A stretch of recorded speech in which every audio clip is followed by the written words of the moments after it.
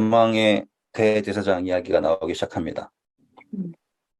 대제사장이라고 하는 것은 매우 중요합니다. 이거 중요해요. 대제사장이에요. 아시겠죠? 그냥 제사장 아니에요. 대제사장이에요. 왜 이 대제사장이 중요한가라고 하기 위해서는 좀 배경 지식이 필요하겠죠. 음. 이제 그 배경 지식을 조금 하겠습니다. 성경에서는 대제사장 이퀄 하나님 백성이에요. 음. 대제사장 이퀄 성소고요. 음. 이걸 알려면 우리 이제 속죄제라든지 그런 제물을 드릴 때 어떻게 드리는지를 비교해 보면 돼요. 우리 레위기서 가시고요. 레위기서에 가셔서 이제 제사법을 저희가 다 할 수는 없으니까 혹시 기회가 되시면 한번 찾아보시고요. 네. 레위기서 1장 갈게요. 레위기서 1장. 이 1장에는 번제가 나옵니다. 번제는요, 뭘 상징하냐면 온전하게 바침이에요. 온전히 뭐 한다고요? 받쳐짐. 번제는 뭐라고요? 그래서 다 태우는 거예요. 그래서 온전히 받쳐지는 것을 우리는 번제라고 합니다. 그럴 때 이제 자 1장 오셔서 2절부터 읽어볼까요? 이스라엘 자손에게 말하여 이르라. 너희 중에 누구든지 여호와께 예물을 드리려거든 가축 중에서 소나 양으로 예물을 드릴지니라. 그 예물이 소의 번제이면 흠 없는 수컷으로 회막문에서 여호와 앞에 기쁘게 받으시도록 드릴지니라. 그는 번제물의 머리에 안수할지니 그를 위하여 기쁘게 받으심이 되어 그를 위하여 속죄가 될 것이라.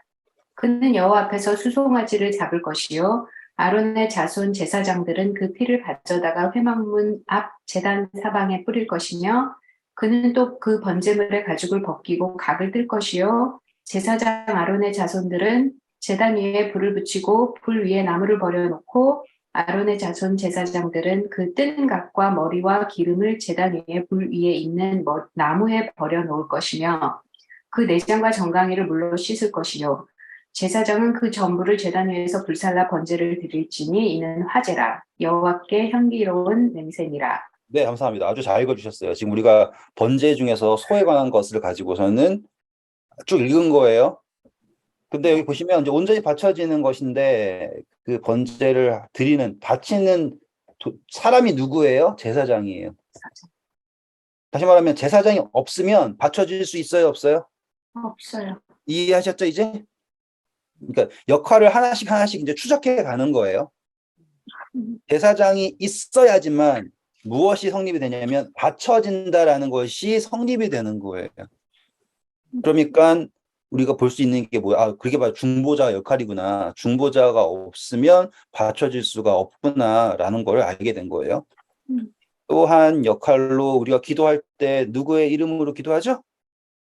예수 그리스도의 이름으로 기도하는 거랑 같은 역할이 바로 이 제사장의 역할이에요. 이해하셨어요? 믿고요. 이제 속죄제 갈게요. 4장입니다. 4장 보시면 2절에 이스라엘 자손에게 말하 이르라. 누구든지 여호와의 계명 중 하나라도 그를 범하면, 자 이제 범했다라고 하는 범죄했다라는 뜻이죠.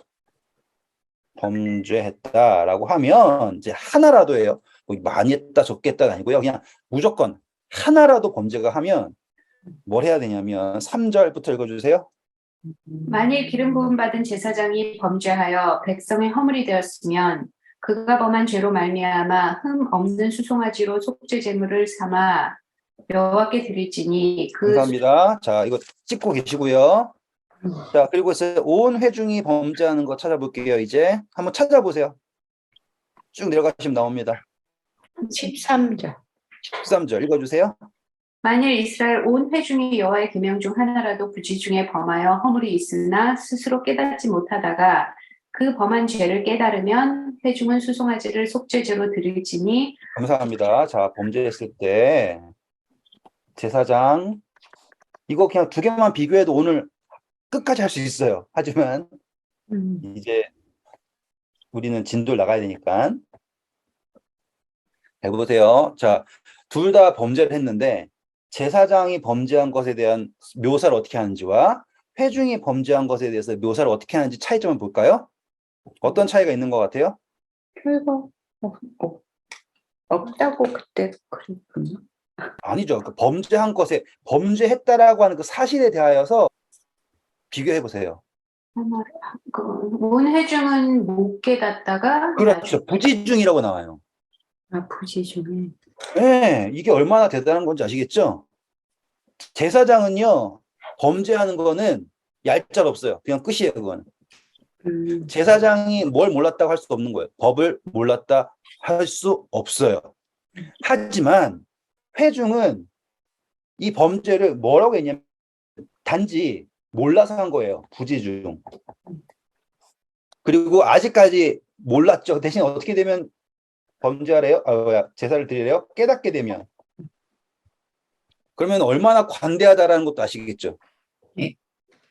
그러니까는 여기에서 진짜 제사법은요, 성경의 정수예요, 정수. 왜냐하면 그 짧은 이야기들 속에 복음이 그냥 콕콕콕 들어있기 때문에 레위기서를 복음서라고 하는 게 그래서 그런 거예요. 우리가 범죄한 것을 하나님은 어떻게 생각하신다? 부지 중에 범죄한 거 생각하시고요. 아직 뭐 하지 못했다고요? 깨닫지 못했다는 거예요. 그러면 예수님의 십자가 역시 어떻다라는 거예요? 우리가 무시하고 있는 게 아니에요. 아직 어떤 상태인 것 뿐이에요? 깨닫지 못한 상태인 것 뿐이에요.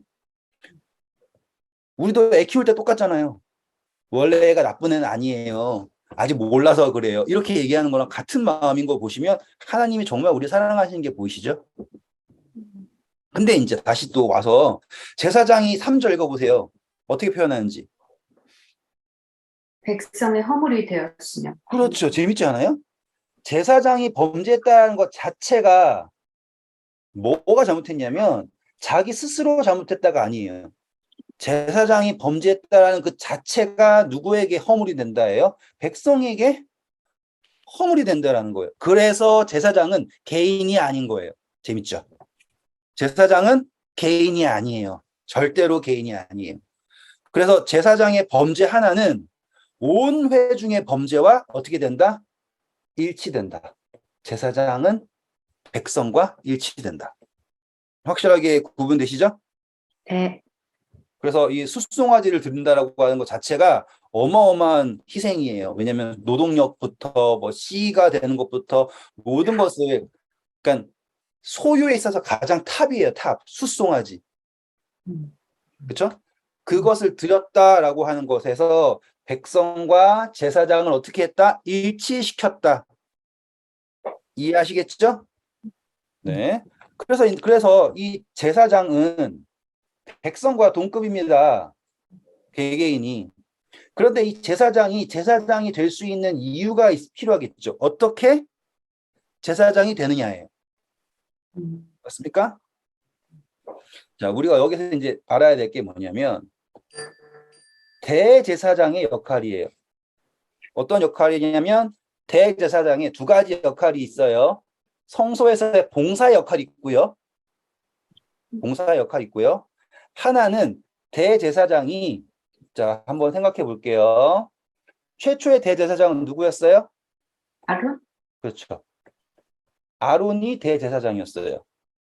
관계가 어떻게 되나요? 다른 제사장들은? 그냥 아들. 그렇죠. 혈연 관계예요. 아들. 그러니까는 이 대제사장과 제사장과의 관계는 뭐냐면 아들인 거예요. 큰 차이점 아시겠죠? 분명히 대제사장은 역할이 있어요. 우리 앞으로 공부할 거예요. 휘장물 안에 들어가는 거 공부할 거예요. 하지만 우리가 왕 같은 제사장이 된다는 거 아시죠? 네. 우리가 그분의 제사장이라는 거 아시잖아요. 네. 근데 우리가 하나님의 제사장인데 어떻게 제사장이 되니? 라고 하잖아요. 그러면 우리가 아론의 이게 아니라 예수 그리스도를 통하여서 그분으로부터 났기 때문에 제사장이에요. 그러면 그 누구도 뭐라 할 수가 없죠. 그러니까 뭐 잘해서 제사장이 된 게 아니라 아론의 아들이기 때문에 제사장이에요. 그리고 아론이 왜 제사장이 되었냐면 아론이 모세의 형이라서 된 게 아니라 아론은 계속해서 누구의 말씀을 대언했었어요? 하나님의 말씀을 대언했었어요. 음. 그래서 그가 합당한 자격이 되어서 택함 받은 거죠. 대신 아론의 아들들은 나답과 아비후는 망했지만, 그렇죠? 이다말이랑 엘르아살은 맞나? 엘르아살 맞죠? 그 아들들은 아들이기 때문에 된 거예요. 아들이기 때문에. 결국에 우리도 누구를 통해서 제사장이 될 수 있는가라고 했을 때 예수 그리스도를 통하여서 제사장이 될 수 있다라고 하는 거를 바울은 말하고 싶은 거예요. 이해하셨죠? 그리고 우리가 확실하게 이해한 것은 우리의 죄과를 왜 예수님께서 담당하시는가라고 했을 때 이 논리, 제사장은 누구와 동일시 된다? 백성과 동일시 된다라는 거를 우리가 확인하게 된 거예요. 이해하셨죠? 네. 자, 그리고 제사장의 역할이에요. 제사장은 우리가 공부한 대로 뭐 하는 사람이에요? 성소를 섬기죠, 일단은. 그래서 예수님께서 우리를 섬기시잖아요. 지난 시간에 공부했어요. 네. 성소를 섬기시는 거예요. 그런데 이게 자, 이제 성소가 되는 과정을 살펴봅시다. 성소가 된다라는 거는 어떻게 성소가 되는 거예요? 우리가 성소를 공부해 보면 다 안 하셔도 돼요. 그냥 제가 막 할 거예요. 엄청나게 많이 해야 되는 거를 줄여야 되기 때문에 성소는 뭐 그냥 그리면 이렇게 되겠죠. 네. 자, 여기 북쪽에는 여기에는 양 잡는 곳이에요. 이거는 번제단이고요. 이거는 물두멍이고요. 이건 떡상이고요. 촛대고요. 분향단이고요. 이거 법궤예요. 자, 이거는 우리가 그냥 알아야지 돼요. 그리고 여기에는 휘장이 있습니다. 이건 나중에 나와요. 여기에도 휘장이 있습니다. 그리고 여기에도 문이 있습니다. 이해하셨죠? 네. 그런데 휘장이라고 하는 표현하는 거는 여기예요. 여기. 이 두 개는 비슷한 표현이지만 문이에요. 문. 커튼이에요. 커튼. 다시 한번 휘장이라고 정확하게 사람들이 자 피를 휘장에 뿌려라라고 했을 때 아시겠어요? 피를 휘장에 뿌려라고 했을 때 첫 번째 휘장에 뿌려라, 둘 번째 휘장에 뿌려라 이렇게 구분하지 않고 휘장에 뿌려라라고 해요. 확실하게 아시죠? 네. 저 지금 대사 꼭 못 가요. 네. 네. 그러니까 사람들에게 성소는 어쩔 수 없이 천으로 만들어졌어요. 천으로 다. 뭐 나무도 있지만. 그래서 여기도 천이고요. 여기도 천이고요. 여기도 천이에요. 하지만 휘장이라고 하는 단어로 불려진 데는 어디밖에 없다? 여기밖에 없다. 되셨죠? 네. 그리고 피가 뿌려지는 것도 어디밖에 없다? 거기. 여기밖에 없다. 그러면은 요거랑 다른 애들이랑 동급이 될 수가 없죠. 네. 네, 피가 뿌려지는 것과 그렇지 않은 것은 어마어마한 차이예요. 공간을 구별하는 것과 속죄가 다다르는 것과는 완전히 차이예요. 맞죠? 자, 어떻게 성소가 되는가 할 거예요. 다시 이제 자, 어떻게 성소가 되냐. 자, 먼저 제일 처음에 지었을 때는 이거는 그냥 텐트예요. 하지만 성소는 첫 번째 하나님께서 명령하신 대로예요. 명령하신 그대로. 그래서 성소예요. 이걸 예언 그대로 할게요. 예언이야 적을게요. 하나님의 말씀대로예요. 여기다 말씀도 적을게요. 이해를 돕기 위해서. 그러면 창조와 똑같죠. 빛이 있으라 하심에 빛이 있었고 라고 하는 것처럼 하나님께서 말씀하신 그대로 돼야지만이 성소예요. 노아 방주도 하나님께서 규격을 주시죠. 네. 배가 많다고 되는 게 아니에요. 하나님께서 말씀하신 그대로 지어졌기 때문에 방주가 방주의 역할을 한 거지 기술 집약형으로 해가지고 됐다가 아니라고요. 첫 번째 이해하셨습니다. 네. 잘 그래서 뭐 가치 있는 것으로 해서 성소가 아니에요. 다이아몬드로 지어지면 성소 그거 아니에요. 명령한 대로 되었기 때문에 순종의 결과가 무엇 성소다? 이라는 거 아시겠죠? 순종의 결과물. 그래서 지금 히브리서에서는 예수님께서 무엇을 하셨다라는 거 강조하겠어요? 당연히 이제 앞으로 순종하셨다라는 걸 강조하시겠죠? 단어가 당연히 나올 거예요. 그래서 성소를 이해한다라는 게 그게 중요한 거예요. 자, 이제 두 번째 성소가 되려면 기름 부음 받는 거랑 피 뿌림을 받아야 해요. 그래서 성소 봉헌식 할 때 모든 기물에 뭘 바르냐면 피를 바릅니다. 그렇게 됐을 때 비로소 성소예요. 그 전까지는 아니에요. 뭐 한다고요? 피를 발라요. 근데 재밌는 것은 제사회도 항상 뭘 해요? 피를 바르죠. 네. 네. 피를 바른다라는 건 뭐예요? 일치하는 거, 일치. 이게 죄를 정결케 하는 목적과는 완전 달라요. 뭐 성소 기분이 죄졌어요? 아니요. 아니죠. 예. 지금 뭐 피를 바른다는 게 뭐 죄를 씻는 그 개념이 아니에요. 지금 이거는 일치를 시키는 거예요. 그 생명이 여기에 있음을 말하는 거예요. 뭘 말한다고요? 그 생명이 어디에 있다? 여기 있다라고 이야기하는 게 일치예요. 타입점 이해하셨죠? 네. 막 죽여가지고는 피를 쫙 뿌렸더니만 죄가 지워졌다는 개념이 아니에요. 성소에서 죄가 지워지는 것도 제가 지금 한 5분 있다가 설명해 드릴게요. 일단은 일치시킨다는 거. 네. 그리고 세 번째 뭐냐면 하나님의 영이 임재해야 해요. 색깔이 안 보이니까. 하나님의 영이 임재해야 해요. 그래서 성전 봉헌식을 꼭 한번 읽어보세요. 다 짓고 나서 이 일이 있고 나잖아요. 출애굽기는 어떻게 기록이 되냐면 20장까지는 출애굽한 이야기고요. 20장 후반부터 10계명 후반부터는 하나님께서 주신 법 그리고 성소를 이렇게 지어라 라고 나오고요. 그 다음에는 이렇게 지었다가 나와요. 그리고 나서는 성전이 어떻게 봉헌되었느냐 말씀하신 대로 되었다. 말씀하신 대로 되었다. 말씀하신 대로 되었다. 이렇게 쫙 나오고 하나님의 영이 임재함으로써 성소가 봉헌되는 걸로 끝이 나요. 그래서 우리가 제일 처음에 성경 공부할 때 출애굽기는 하나님의 백성들이 나와서 출애굽하는 걸 끝내는 게 아니라 하나님의 백성들 안에 성소가 지어짐으로 출애굽이 완성됩니다라고 했던 것을 제가 말씀드렸던 적이 있어요. 그때 이루어지는 게 무엇이다고요? 요거예요. 이건 잊지 마세요. 네. 그렇죠? 자, 그러면 예수님도 역시 같겠죠. 순종하시겠죠? 그렇죠? 그리고 피를 바르시겠죠? 우리에게 성소니까. 맞아요? 그리고 네. 성령의 임재가 있겠죠. 네. 그리고 예수님께서 우리한테 뭐라고 하래요? 성령을 받아라라고 얘기하시겠죠.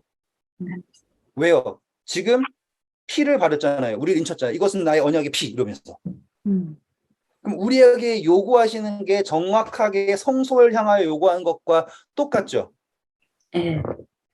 네. 그러니까 이런 것을 아시면 히브리서가 되게 논리적으로 설명을 하고 있다라는 걸 말을 해요. 그러니까 이해를 할 수가 있어요.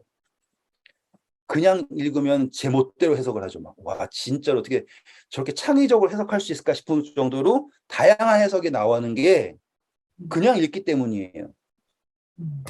자, 여기까지 하셨어요? 네. 자, 그럼 여기서 조금만 더 나가 볼게요. 이제 대제사장 해야 되니까요. 성소가 이제 이렇게 있다고 칠게요. 이제 김을 안 그려요. 네. 그럼 이 성소를 정결하게 할 때 제일 처음에 모세의 역할이 있어요. 아론에게 기름 부은 사람 누구게요? 모세. 그러니까 이 제사장 위임식 한번 따로 읽어보세요. 그 위임식에 나오는 모든 절차를 다 하는 사람이 바로 모세입니다. 그러니까 이제 모세는 아론이 대제사장 되기 전에 사실상 모세가 왕 같은 사람이었죠. 선지자였죠. 그리고 동시에 제사장의 역할도 했죠. 네. 그래서 이제 모세가 이 제사장들을 준비시키는 거예요. 그런데 모세가 제일 먼저 기름 부은 사람이 누구냐면 바로 아론입니다. 근데 모세와 아론 보잖아요. 누가 형이에요? 아론. 아론이 형이죠.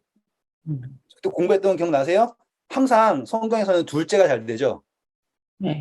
둘째가 축복받아요. 왜요? 그래서 첫째 아담, 둘째 아담이라고 하는 상징이 성경에서는 계속 유지가 되는 거예요. 가인 아벨에서도 둘째 아벨, 그렇죠? 계속 돼요. 뭐 에서 야곱도 되고요. 뭐 이스마엘 이삭도 되고요. 계속 가요. 그 둘째. 그래서 지금 모세가 누구를 택하고 있냐면 우리를 택하고 있는 거예요. 그리고 거기서부터 시작되는 모든 이야기가 있겠죠. 여기까지 따라오셨죠? 네. 자, 이제 첫째, 둘째까지 갔습니다. 그리고 나서 이 제사장 위임식과 동시에 성소 봉헌식이 같이 이루어지는 거예요. 한 번 더, 제사장 위임식과 무엇이 같이 이루어진다고요? 성소 봉헌식이 같이 이루어지는 거예요. 그럼을 통해서 무엇이 이루어지냐면 성소 이퀄 제사장이라는 게 이루어지는 거예요. 무엇이 이루어진다? 성소 이퀄. 되셨죠? 네. 네, 감사합니다. 꼭 한번 읽어보세요. 네. 네. 진짜로 저는 해드리고 싶은 게 산더미처럼 여기 보여요. 막 이것도 하면 재밌겠다, 저것도 하면 재밌겠다 보이지만 어쩔 수 없어요. 그냥 이 정도만 아셔도 돼요. 그런데 이제 대제사장 가야겠죠? 대제사장, 이 성소에서 대제사장이 유일하게 범접할 수 있는 곳이 바로 이제 여기예요. 이게 어디예요? 지성소. 그러니까 성소가 있지만 성소 있고 제사장까지 갔어요. 맞아요? 네. 그런데 이 지성소는 제사장조차 못 가요.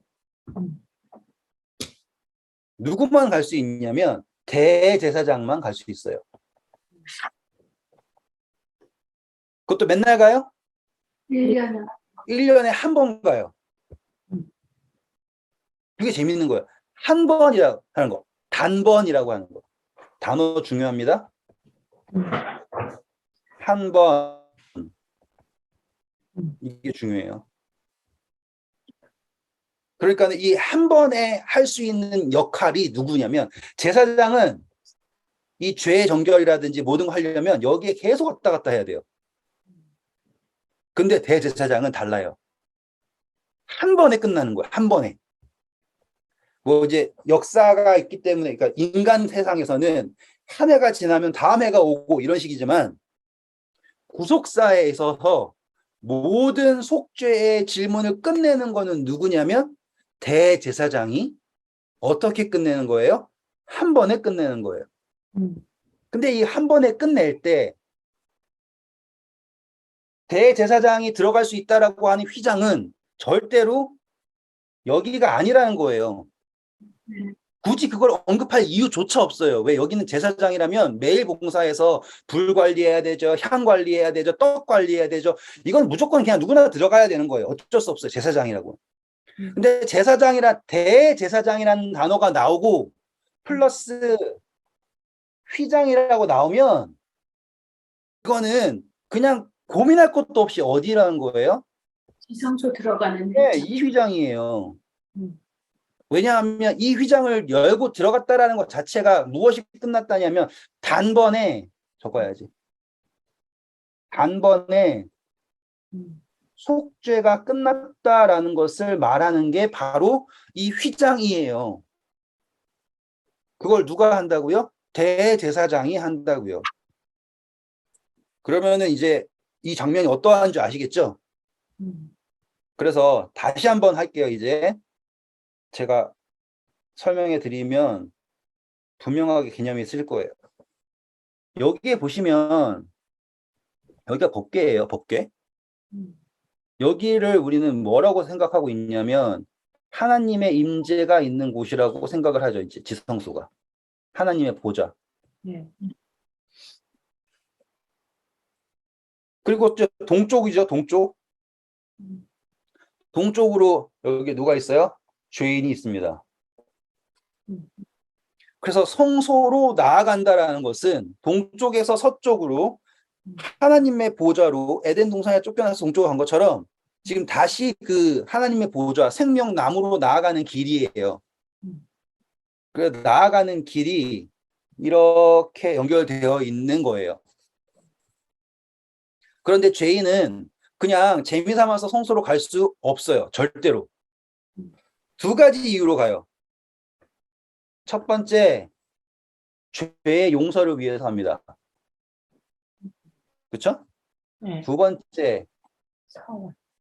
감사. 서원 감사 같은 거예요.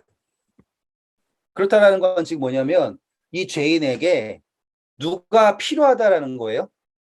하나님이 필요하다라는 거예요. 그러니까 하나님이 필요한 사람이 어디로 향하는 거예요? 하나님께로 향하는 거예요.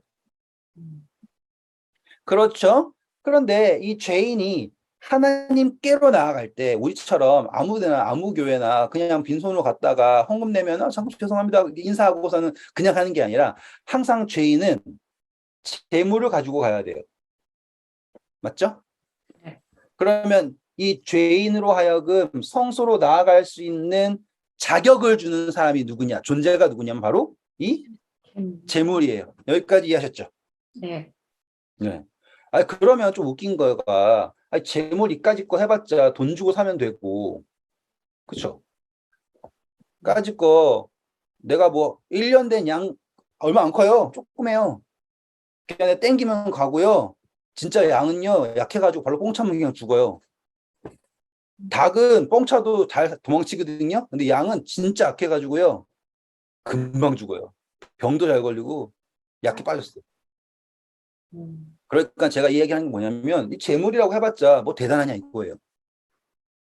마치 무슨 입장료 내는 것 마냥 그럴 거면은 좀 큰 거 뭐 코끼리 가져오면 더 오래 있게 해주고 자유이용권 주고 뭐 그래야 되는 거 아닐까요? 그러니까 재물이라는 게 그런 의미가 아닌 거예요. 사람 착각하는 게 좋은 재물 내면은 좋은 자격이 있다 생각했다라는 거 이게 그게 큰 문제인 거예요. 재물은 크기가 중요한 게 아니에요. 나중에 그 가치에 있어서 뭐 제사장은 큰 거 해야 되고 백성은 큰 거 해야 되고 이렇게 하는 거 그 가치에 있는 거랑 달라요. 지금 우리는 죄인이 성소로 나아가게 되는 그 자격이 왜 재물을 통해서 주어지는가, 왜 속죄가 재물을 통해서 이루어지는가 라고 하는 거를 제가 지금 설명하기 위해서 이 이야기를 하는 거예요. 설명해 드릴게요. 우리 여기에 그냥 양 할게. 양이 있어요. 자, 양이 우리의 죄를 용서할 수 있는 능력이 있습니까? 요 양의 피에는 우리의 죄를 지울 수 있는 지우개 능력이 있나요? 요 없어요. 맞죠? 근데 왜 제사법은 제사를 속죄 제물을 드리면 죄가 지워진다고 얘기를 할까요? 상징으로? 좋아요. 상징으로. 또 생각해 보세요. 그러면 상징으로 했다 그러면 실제로는 아니잖아요. 그럼 상징으로 용서받는 거잖아요. 아니, 하나님이 그거를 안다는 소리니까 우리가 그거를 억셉하면 그렇게 예수님이 우리 죄를 용서할 수 있다는 거를 억셉. 네, 예쁜 말들 감사하고요. 자, 이제 예쁜 말이 아니라 실질적인 논리를 보여드리는 거예요. 이 죄인이 왜 죄인이 되었어요? 죄를 져서요. 그렇죠. 법을 어겼죠. 이게 기본적인 거예요. 우리가 생명이 없는 죄인들이라고 하는 건 다른 개념이에요. 여기서 우리 자체가 태어나면서부터 생명이 없어요. 그래서 우리는 죄의 속성을 가지고 있어요. 생명이 없기 때문에 이거는 다른 개념이에요. 여기서 지금 우리가 범죄한 것을 부지 중에 죄를 범하고 그 죄를 깨달았을 때라고 했죠. 네. 네. 근데 그때 양을 가져가야 돼요. 왜 그러냐? 양은 어디 아래 있지 않아요? 법 아래 있지 않아요. 법 아래 있지 않아요. 이제 아시겠어요? 양은 법 아래 있지 않고요. 법과 관계도 없어요. 맞습니까? 네. 그래서 성경 보시면 죄와 관계가 없는 누가 예수님께서 우리를 대신해 돌아가시죠. 이 재물의 핵심은 뭐냐면 이 양이 재물이 뭐와 관계가 없다. 법 아래 있지 않다. 죄와 관계가 없다라고 하는 그 사실이 중요하기 때문에 그게 상징을 하는 거예요. 양이 착하니까요가 아니에요. 염소 성격 진짜 안 좋아요. 그게 뭐 상징적으로 좋아서가 아니라 법 아래 있지 않다라는 거예요. 죄와 관계 없는 예수님께서 우리를 대신하여서 그러니까 죄와 관계가 없는 분이 우리의 죄를 감당하셨기 때문에 그 죄가 감당되는 것이 완전한 감당이라는 거 아시겠죠? 그러니까는 사람이 누군가를 위해서 죽을 수 없는 거예요. 왜냐하면 사람은 죄인이잖아요. 이니스타님이 아무리 원수사람 사랑해도 대신 죽어봤자 그거는 의미 없는 죽음밖에 안 된다고요. 이해하셨죠? 네. 여기 관계가 없기 때문에 죄인이 안수함으로써 음. 그 죄가 이제 다 아시죠? 안수한다는 게 뭐였어? 일치였죠, 일치. 예. 그것이 온전하게 전이된 거예요. 온전하게 전가되었고 그 전가된 것이 완전하게 100%다라고서 인정하는 거예요. 왜? 이 재물은 뭐와 관계가 없으니까. 죄와 관계가 없기 때문에. 음. 여기까지 질문 있으세요? 없어요. 아니 근데 아까 뭐 왜 양이야 뭐 왜 뭐 코끼리는 안 되고 그런 질문도 했잖아요. 하나님이 양을 왜 그렇게 얘기를 했으니까 한 거 아니에요? 하나님이 얘기하신 거예요. 조건이겠죠, 당연히. 관계가 그러니까 이 양은 목축할 때 내가 키우고 있죠. 네. 네, 그게 범위예요. 내 범위 안에 있는 건데 그 중에서 부정한 동물이 아니고 정결한 동물. 그리고 가장 약한 존재죠. 따지고 보면 네. 그러한 상징적인 개념에 있어서 이 양은 항상 이스라엘 백성들에게 옆에 있고 죄와 관계가 없고 라고 하는 걸 함축적인 의미가 있는 거예요. 근데 제가 오늘 강조하는 거는 이거라고요.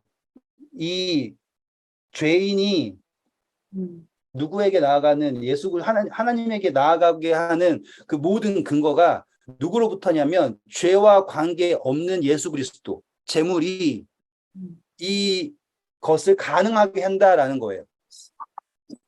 이해되셨죠? 그런데 이 나아감이 어디까지밖에 안 가냐면 여기 휘장밖에까지 안 간다고요. 언제까지라고 하냐면 대속죄일까지. 끝까지. 네, 이게 바로 여기가 휘장이에요, 휘장. 그래서 여기에 지금 다 이 앞에 피가 뿌려져 있고 다 그러는데 대속죄일에 대제사장이 이 휘장을 걷어버리고 누구에게 나아가는 거예요? 하나님에게 직접 나아가는 거예요. 그때 처음 이 생명나무로 가는 길이 열리는 거예요. 휘장이 다 열려서 그래서 뭐가 보이는 거예요? 하나님의 보좌가 나아갈 수 있는 길이 열리는 거예요. 누구 때문에? 대제사장이 모든 것을 짊어지고 가는 거라고요. 그때 뭐 이제 아사셀을 위한 염소도 나오고 다 나오는 이야기는 뒤로 할게요. 이제 그 이야기를 할 거예요. 45분 걸렸어. 이거 하는데. 자, 가보겠습니다. 자, 우리 4장 14절부터 읽어주세요. 그러므로 우리에게 큰 대사장이 계시니 승천하시니 곧 하나님의 아들 예수시라. 우리가 믿는 도리를 굳게 잡을지어다. 우리에게 있는 대제사장은 우리의 연약함을 동정하지 못하시기가 아니요 모든 일에 우리와 같이 똑같이 시험을 받으시니로되 죄는 없으시니라. 그러므로 우리는 긍휼하심을 받고 때를 따라 돕는 은혜를 얻기 위하여 은혜의 보좌 앞에 담대히 나갈 것이니라. 그렇죠. 자, 나갈 수 있는 이유가 뭐예요? 나왔잖아요. 대제사장이 계시니까. 근데 대제사장 예수님 계셔요. 그래서 그분을 믿어요. 그렇죠? 그래가지고 16절부터 보세요. 뭐라고요? 그러므로 우리는 긍휼하심을 받고 때를 따라 돕는 은혜를 얻기 위하여 이제는 다른 데 갈 필요가 없어요. 은혜의 보좌 앞으로 나아갈 수 있게 되었다예요. 이해하셨죠? 네. 이 죄인이 어디로 나아갈 수 있게 되었다? 네. 하나님의 보좌 앞으로 나아갈 수 있게 되었다. 누구 때문에? 대제사장이신 예수 그리스도 때문에. 네, 자 확인해 드릴게요. 우리가 공부했던 것들이니까 이제 자 히브리서예요. 9장 28절. 이와 같이 그리스도도 많은 사람의 죄를 담당하시려고 단번에 들이신 바 되셨고 구원에 이르게 하기 위하여 죄와 상관없이 자기를 바라는 자들에게 두 번째 나타나십니다. 그래서 죄와 어떻게 없다 말이 안 나와. 죄와 상관없이라고 하는 표현이 나오죠. 그러니까 그분이 우리를 위하여서 하는 게 뭐냐라고 하면 그분이 우리와 같은 모든 것을 경험하셨죠. 하지만 죄를 범하지 않으셨죠. 그래서 우리가 예수님에게 죄를 전가한다면 우리가 예수님을 안수하는 거예요. 그게 뭐예요? 기름 붓는 거예요. 기름 붓는다라는 건 뭐예요? 왕이 되는 거죠. 그러니까 내가 지금 예수님을 왕으로 인정한다면 내가 그분을 기름 붓는다는 건 뭐였어요? 대제사장도 기름 부음 받았죠. 내가 그분을 제 제사장으로 인정한다면 나의 모든 죄가 100% 그분에게 전가가 되는 것이고 그분은 나를 대신하여서 그래서 이제는 내가 사는 게 아닌 거잖아요. 예수님께서 나를 위해 돌아가셨으니까. 그렇죠? 내가 그리스도가 되고 그리스도가 내가 되는 상황이 된 거잖아요. 그러면 우리가 지금 누구를 통하여서 대제사장이신 예수 그리스도를 통하여서 어디로 가는 길이 열려 있는 상태다라고 지금 바울이 얘기하냐면 하나님의 보좌로 나가는 길이 어떻다? 열려 있다라고 얘기하는 거예요. 열릴 거다가 아니라. 근데 언제 우리가 예수님한테 기름을 부었어요? 낭자도. 자, 설명해 드릴게요. 기름 붓는다라는 게 무슨 표현이냐면요. 막달라 마리아가 예수님한테 죽음을 예비하기 위해서 기름을 붓죠. 네. 근데 그 기름 붓는다라고 하는 게 여러 가지 의미가 해석될 수 있지만 장례를 준비한다는 것도 있지만 여자가 예수님께 기름 붓는다라고 하는 거는 제사장으로서의 기름 붓는 것, 왕으로서의 기름 붓는 것 두 가지를 다 할 수 있어요. 그렇죠? 우리가 그분을 왕으로 인정한다. 그분을 제사장으로 인정한다는 것 그 자체만으로도 그분이 나에게 무엇이 될 수 있는 거예요? 메시아가 될 수 있다라는 걸 말하는 거예요. 여기까지 이해하셨으리라 믿어요, 저는. 자, 이제 5장 가시면 이게 좀 더 직접적으로 설명이 돼요. 5장 가실게요. 읽어주세요. 5장 1절부터. 대제사장마다 사람 가운데서 택한 자이므로 하나님께 속한 일에 사람을 위하여 예물과 속죄하는 제사를 드리게 하나니. 자, 일단 제사장은 사람들 중에 택했다 그러죠. 관계가 없으면 안 되니까. 이해하셨죠? 그래서 이 사람은 제물도 드리고 예물도 드리고 속죄한 제사를 드려요. 2절 보세요. 그가 무식하고 미혹된 자를 능히 용납할 수 있는 것은 자기도 연약에 휩싸여 있습니다. 그렇죠. 왜 이해를 할 수 있어야지 받아들일 수 있는 거예요. 그건 이해도 못하면서 오케이 나 능력 있으니까 용서해줘 이게 안 된다 이거죠. 예수님도 역시 그래서 우리와 같이 되셨다라는 걸 강조하는 거예요. 그 다음. 그러므로 백성을 위하여 속죄제를 드림과 같이 또한 자신을 위하여 드리는 것이 마땅하니라. 왜 그래요? 대제사장도 인간이죠. 음, 그래서 자기 역시도 뭐가 필요해요? 속죄제가 필요하다고요. 그러니까 대제사장은 결코 우리를 완전하게 속죄할 수는 없어요. 그러니까 예수님 말고. 그렇죠. 지금 이걸 바울은 대제사장의 역할을 예수님으로 끌고 와야 되는데 대제사장은 인간이잖아요. 네. 그리고 인간의 혈통으로서 아론의 후손으로서 된 거잖아요. 근데 이제 바울은 이 대제사장이라는 것이 인간인 동시에 하나님의 아들로서 하나님께서 멜기세덱이라고 하는 상징적인 인물의 반차를 따라서 대제사장 삼으셨다라고 하는 걸 이제 설명해 나가려고 바울이 이걸 끌어내고 있는 거예요. 하나씩 하나씩. 인간이 아니면 안 돼요. 왜? 인간이 아니고서는 제사장 역할을 할 수 없으니까. 하지만 대제사장이 인간이라면 인간 역시 뭐가 필요해요? 속죄가 필요하죠. 그러니까 이 대제사장은 결코 우리의 죄를 완전히 온전하게 감당할 수 있는 사람이 아니에요. 그다음. 그러므로 백성을 위하여 속죄제를 드림과 같이 또한 자신을 위하여도 드리는 것이 마땅하니라. 이 종기는 아무도 스스로 취하지 못하고 오직 아론과 같이 하나님의 부르심을 받은 자라야 할 것이니라. 이해되셨죠? 그렇죠? 제사장은 아무나 할 수 없어요. 하나님이 택하셔야 돼요. 우리 공부했던 거예요. 그다음. 또한 이와 같이 그리스도께서 대제사장 되심도 스스로 영광을 취하심이 아니요 오직 말씀하신 이가 그에게 이르시되 너는 내 아들이니 내가 오늘 너를 낳았다 하셨고. 감사합니다. 멈춰주세요. 여기에서 보면은 그러니까 대제사장은 임명이 되어야 되는데 하나님이 임명하셔야 되죠. 이거를 우리는 뭐라고 해요? 기름 붓죠. 그러면 사람들은 예수님은 유다 후손이지 아론 후손 아닌데라고 할 수 있잖아요. 이제 그거를 설명해야 되는데 예수님은 실질적으로는 사람에게 난 게 아니라 누가 낳은 거다. 성령으로 잉태된 것이다라고 하는 걸 설명하잖아요. 너는 내 아들이다. 내가 오늘 너를 낳았다. 그러니까는 지금 인간의 혈통을 가지고서는 따질 이유가 아니라 예수님이 하나님의 아들이시다라는 걸 먼저 봐야 한다라는 걸 바울이 이야기하고 있어요. 그 다음 절. 또한 이와 같이 다른 데서 말씀하시되 내가 영원히 멜기세덱의 반차를 따르는 제사장이라 하셨으니. 그렇죠. 갑자기 새로운 제사장이 등장하는 거예요. 멜기세덱이라고 하는. 자, 이거 설명 드릴게요. 이것도 하려면 한참 걸리지만 어차피 해야 되기 때문에. 자, 이 멜기세덱이라고 하는 사람은요, 성경에서 처음으로 제사장이라는 이름을, 호칭을 가진 사람이에요. 그렇죠?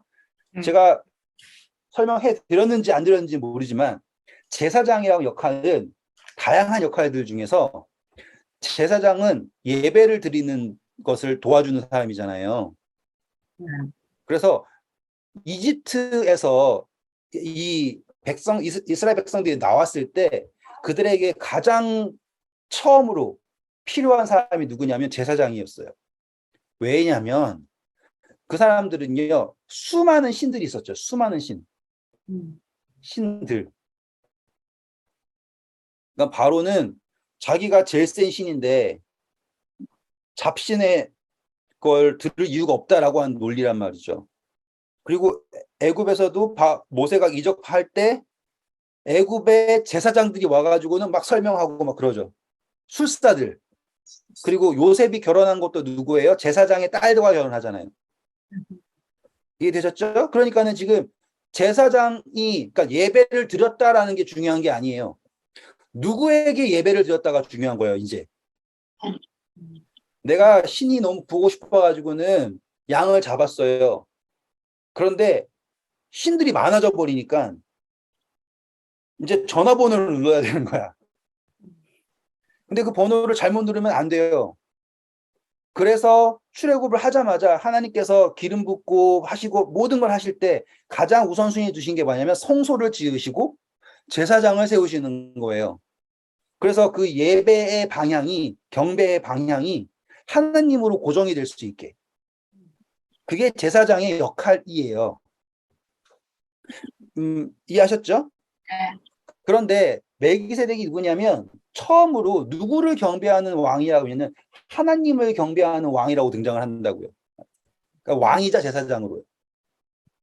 그러니까는 이 바울이 말하고 있는 게 뭐냐면 예수님은 분명히 메시아, 하나님의 아들, 동시에 왕이시자 멜기세덱처럼 제사장 역시 되신다. 그런데 멜기세덱이 어떻게 제사장 역할을 했니? 라고 하면 당연히 답은 뭐예요? 하나님이 세우셨지 않니?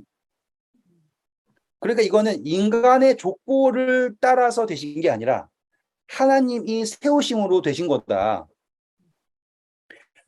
아니라고 얘기하면 뭐가 문제가 되는 거예요? 속죄라는 것이 과연 가능한가라는 거죠. 불가능해지는 거잖아요. 공부했죠? 왕이면 그래 너 죄 없어라고 선택을 할 수 있지만 그 죄를 감당할 수 있는 것은 누구밖에 할 수 없으니까 제사장밖에 할 수 없으니까 예수님은 누구를 따른 멜기세덱의 후손이 아니에요. 멜기세덱이 왕이자 제사장이 된 것처럼 예수님 역시 조상도 모르고 아무것도 모르고 진짜 공부하면 나와요.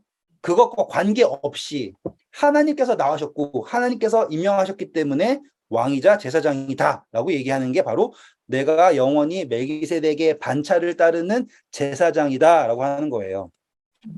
후손이라는 게 아니라 반차, 그 방식을 따라서. 자, 7절 읽어주세요.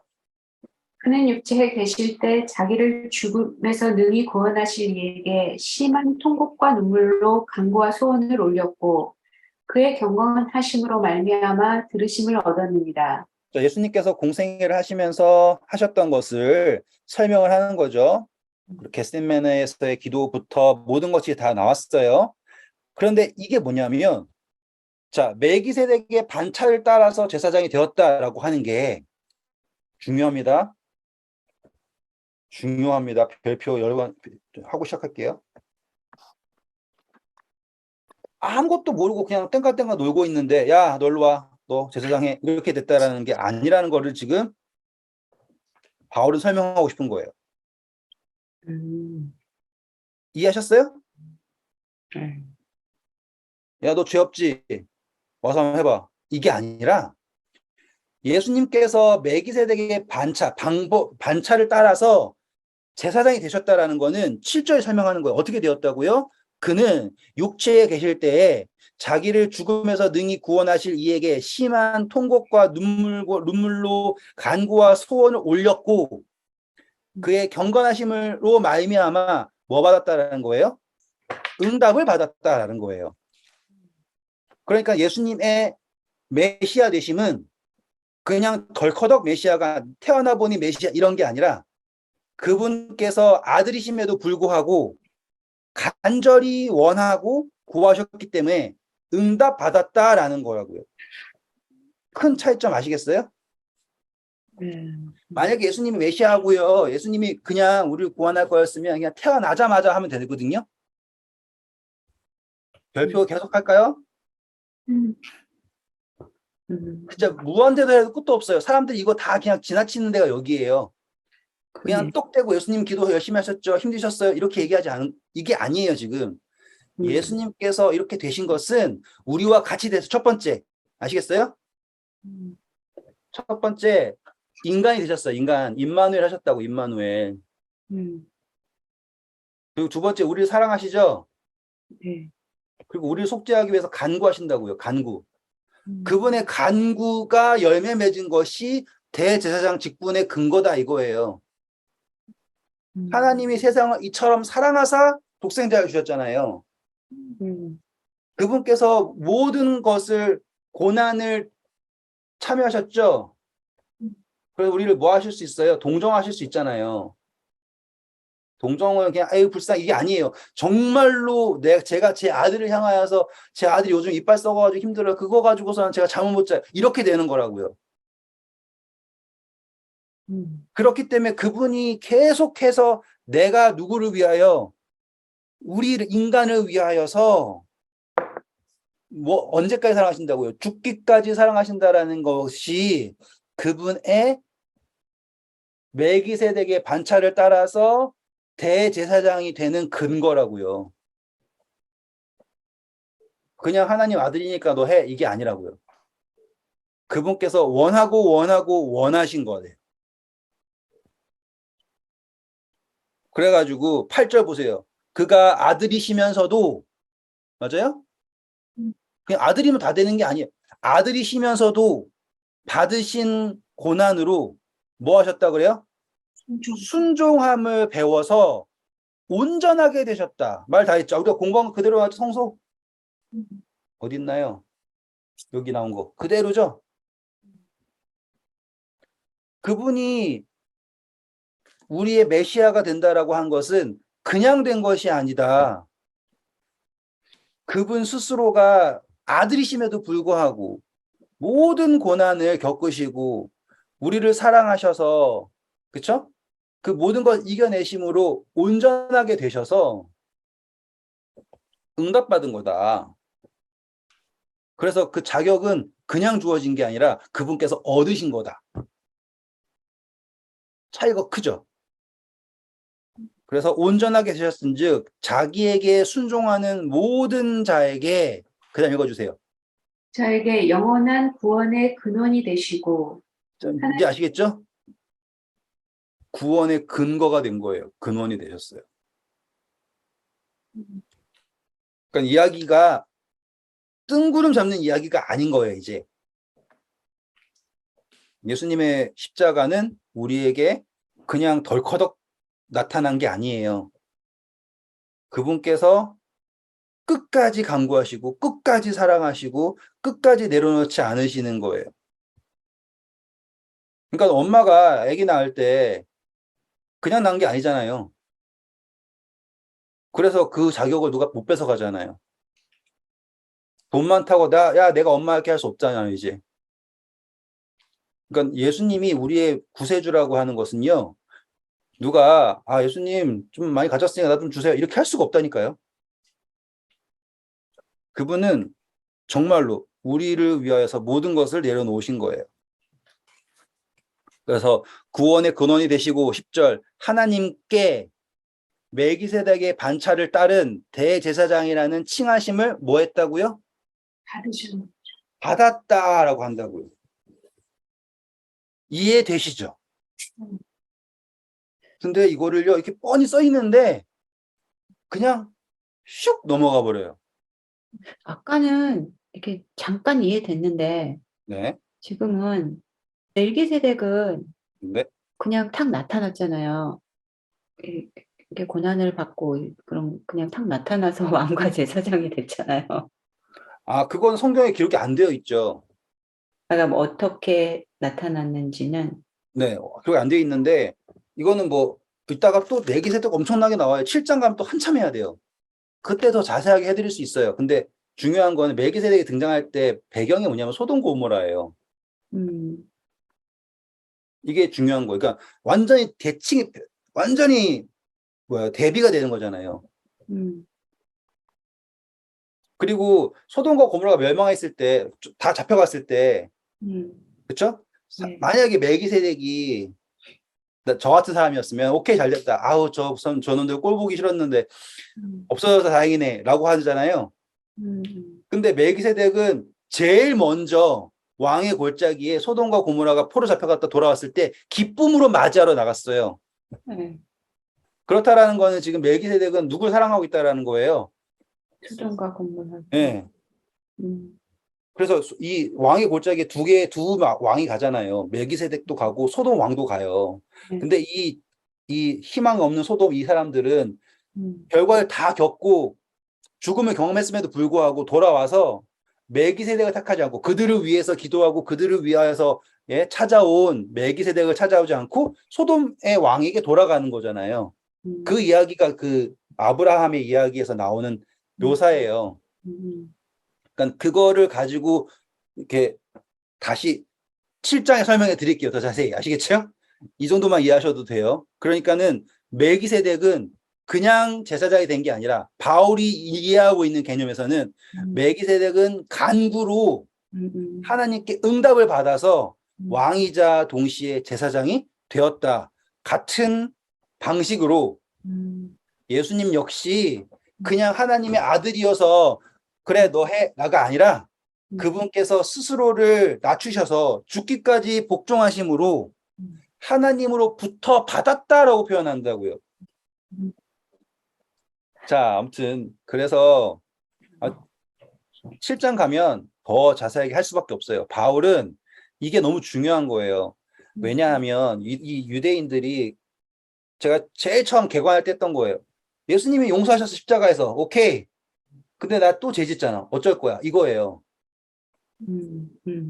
근데 예수님이 용서하셨는데 예수님이 누구냐 이거예요. 유대인의 왕. 오케이, 좋아. 근데 예수님이 정말로 우리의 미래의 모든 죄를 할 거냐 이거예요. 죄를 하려면 누가 필요하니까? 제사장 있어야 되는데 제사장 없이 그분이 어떻게 할 거냐? 그분이 죽는 거는 제사장이 있어야 전해지는 거고 등등등등이라는 논리가 나올 거 아니에요. 그러니까 바울은 그거를 깨야 되는 거예요. 그리고 이 사람들 제사장들은 뭐에 빠져 있냐면 성소가 예루살렘에 빠져 있어요. 예루살렘. 그러니까 유대인들은 지금도 계속 예루살렘 새로 지으려고 난리치잖아요.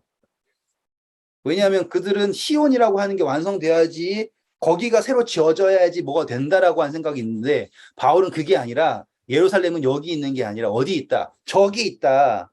라고 하는 개념을 끄집어낼 거예요, 이제. 그러니까 유대인들이 가지고 있는 사상이 있는데 너네가 가지고 있는 사상이 틀린 건 아닌데 방향성이 인간으로 가 있어서 문제인 거다. 예수님 만나고 나서 너의 방향성은 어디로 가야 되냐면 하늘로 가야 된다. 이제 예수님이 아브라함의 계보에서 다윗의 계보에서 내려오신 것 맞다. 그것이 이루어진 것은 성소가 성립되는 것까지를 말하는 거다. 그것이 우리는 옛 언약이라고 그러는 거고 이제 우리는 새 언약이라고 하는 신약 말고요. 아시겠어요? 신약 책 말고 새 언약이라고 하는 구원을 설명해야 되는데 이제는 옛날에 세워진 인간 제사장 말고 새 대제사장이신 예수님이 인간이 지은 헤롯이 지은 예루살렘 말고 하늘에 있는 성소 예루살렘으로 들어가셔서 인간이 만들어 놓은 그 휘장 뒤 말고 하나님의 보좌 앞으로 당당하게 짐승의 피 말고 예수님의 그 보혈의 피를 가지고 올라가셔서 한 번에 하신다. 그 얘기를 하려고 지금 하고 있는 거예요. 네. 그리고 이제 결론 제일 중요하다 했으니까 예수님은 제사장이 되신 것이 그냥 되신 것이 아니라 말할 수 없는 탄식으로 그 제사장직을 받으셨다. 그래서 우리를 동정하지 못하실 리가 아니다. 그러니 은혜의 보좌 앞으로 담대히 나아가자. 감사합니다. 감사합니다.